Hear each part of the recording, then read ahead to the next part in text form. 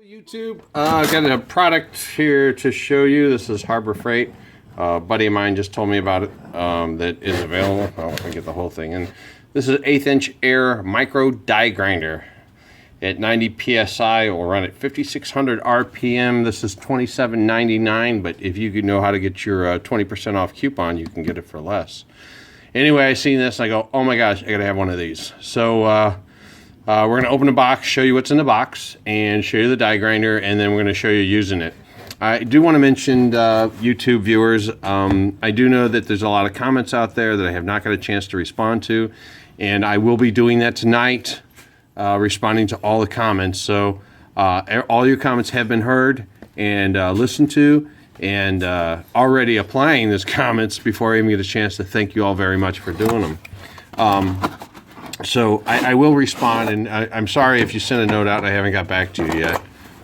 Okay, so it comes with a plastic box. This is a storage box here, and some instructions. Let's go ahead and open and check inside the box here. Boys don't need instructions, so I'll go ahead and get rid of those. There is a tag, a pretty big tag that says oil daily or warranty is void. So it comes with these two wrenches.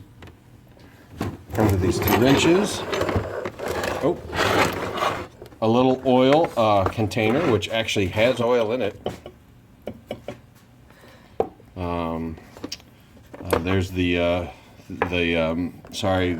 quick disconnect. And then this is probably, it's not a filter, but I think it's a dryer to keep water out of it. And then actually here's the die grinder here.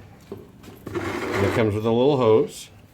If you look at this end here, you can see it's not really put together real well. And then it's got this plastic sleeve on there as well. So I'm going to go ahead and get some Teflon tape and attach this. And I'll oil it as well. And then I'll find a cutter head and I'll give you a demonstration. All right, I'll be back in just a moment. Okay, guys, I got a abrasive cutter on here. And I put some oil here to put that or turn it around. But now that you turn this nozzle around and you have to pierce it, there's no way to seal it. So anyways, I put some oil in here, probably way more than I needed. And I've got my compressor calibrated for the exact pressure to direct the amount of atmospheres. Oh yeah, it's one of those.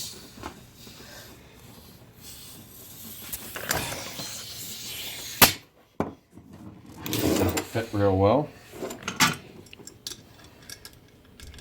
I might have to change this out.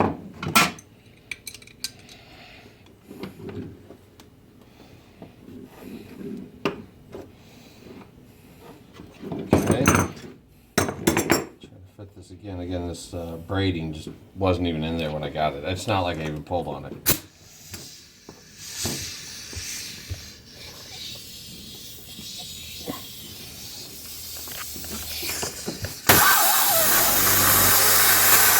Okay, so some people might think whatever, you pulled on it too hard. No, this literally just flew out, and so it's got a thread that goes all the way down the collar, and there's not really like a crimp, but there is a like a wrench connection. For the demonstration here, I'm going to obviously try to get this thing back together, but I'll be taking this one back. But I'm going to go ahead and probably Teflon tape this guy up, this thread here, and screw it back in. Hopefully we can get a demonstration. I actually bought two of these, so if I don't have any luck, I'm going to grab the other one just so we can check it out tonight. So I'm going to fix this up and I'll be right back with you. All right, so it did leak. You can see this connector's not totally connected, but I am going to get my demonstration done. Got my abrasive blade on there, and after I Teflon taped and re-screwed this back in, it didn't pop out. So we're going to just go ahead and demonstrate. It says up to 5600 RPM. Now, I certainly do not have the compressor to run this thing full time continuously. I think on the instructions in the box here, I'll show you. It says 1 to 6 gallons not recommended, and I think my compressor is only 3. 7 to 29 intermittent, and 30 gallon plus for continuous. which actually they need to have compressor CFM to do this, because you could have a half-gallon compressor with a 30 CFM compressor, although nobody has that, but you could have, but just to kind of give you the sense. And you know, maybe I don't even have enough time to run this, you know, for a minute, given my little compressor, but this may be the item that will go ahead and get me to buy a bigger compressor. Mainly I just use air nails and stuff like that. But anyway, as a demonstration, my buddy Steve had given me, I told him I wanted brass. And so, obviously this brass here will not fit in my crucible. So I'm going to have to figure out a way to make it fit in my crucible. And regrettably, the only way I can figure out is I'm going to have to decapitate this goose. So that's what we're going to try, and we'll see it real time. Remember, I only got a 3-gallon, and whatever. Like I said, we'll see how it works, okay? And for you guys that love brass, I'm really sorry, but I got to make flywheels. Here we go. Well, let me just do a demonstration first. So there's an on-off, and it's a rotating dial here. So I'll just turn it a little bit. And that's, I just barely got it open, so it almost is kind of a regulator here. I'm going to take this up to full speed, and the compressor's probably going to come on.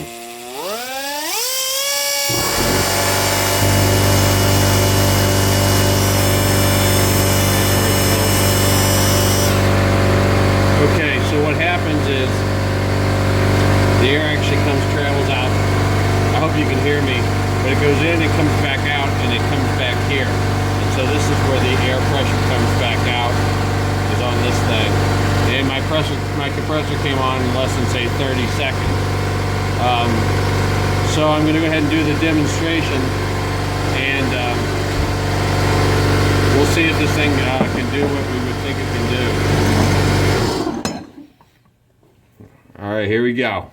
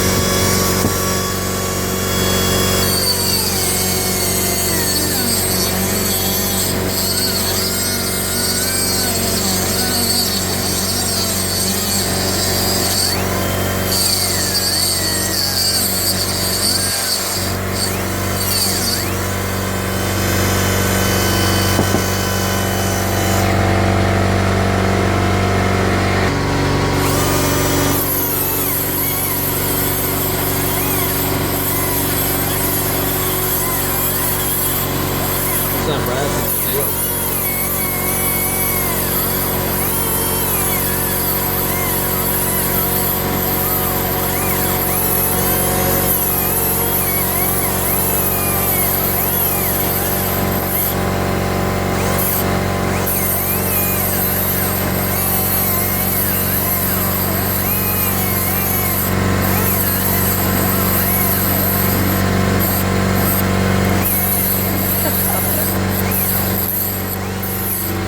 Goose is good. And look, I wish there was that. Hold on. Ah! There, now you can get to it. Tim. Okay, now I'm just trying to make...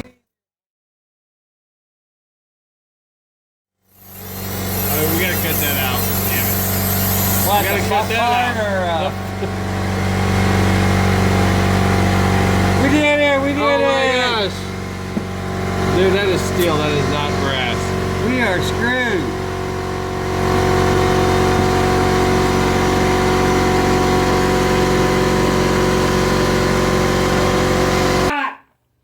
Okay, guys, so we see how this thing works.